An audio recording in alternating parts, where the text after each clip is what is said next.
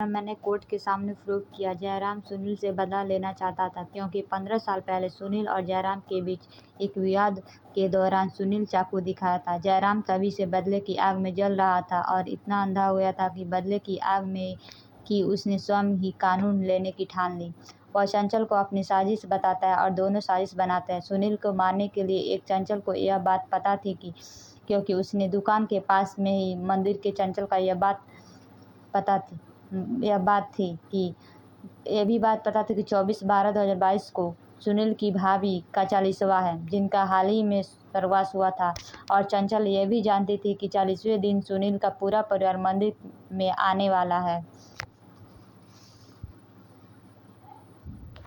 उसने पहले से जानकारी जयराम को दे दी। जयराम को पहले से ही चंचल की दुकान पर बैठकर सही वक्त की तलाश थी। योर ऑनर, यह भी हो सकता है कि चंचल को जयराम की साजिश सुनील को मंदिर में ही मारने की गई हो, परंतु उसी समय सुनील की तबीयत ठीक नहीं लगी और वह मेडिकल स्टोर दवा लेने जाता है और यही जयराम को सही मौका दस्तूर मिल जाता है, जिसकी तलाश उसे पिछले 15 वर्षों से थी।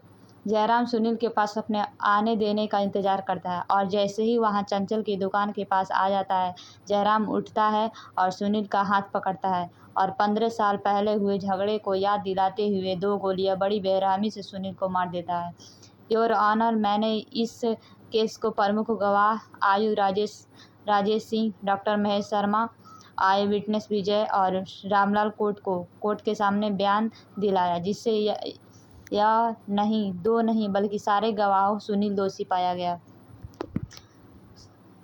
लाए गए सारे गवाह, योर ऑनर, डिफेंस पार्टी द्वारा लाए गए सारे गवाह बेबुनियाद हैं या किसी न किसी कहानी पर आधारित है, जिसके द्वारा सुनील के बड़े भाई विजय गोरी उसके भाई के मारने की बेबुनियादी आरोप लगाया जा रहा है,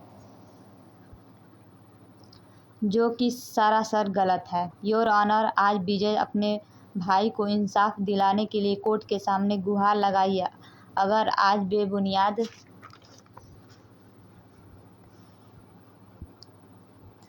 बेबुनियाद और साक्ष्यों के आधार पर मेरे क्लाइंट विजय को उसी के भाई के मारने के लिए सजा होती है या उसे दोषी ठहराया जाता है, तो इसे समाज पर गलत संदेश जाएगा और यह हो सके अगली बार कोई भाई अपने भाई के न्याय के लिए न्यायालय तक आने की हिम्मत ही न जुटा पाए, जो मेरे क्लाइंट विजय ने किया है। योर ऑनर, अगर जयराम दोषी नहीं होता तो यह पुलिस से छिपने की भागने की कोशिश न करते। न्यायालय से यह दरख्वास्त है कि यह सारी बयानों को साक्ष्य को मद्देनजर रखते हुए जयराम को धारा 302 के तहत कड़ी से कड़ी सजा सुनाई जाए और जिसे अगली बार समाज में घूम रहे अपराधी खुलेआम हैवानियत दिखाने से पहले 100 बार सोचे। That's all my rot.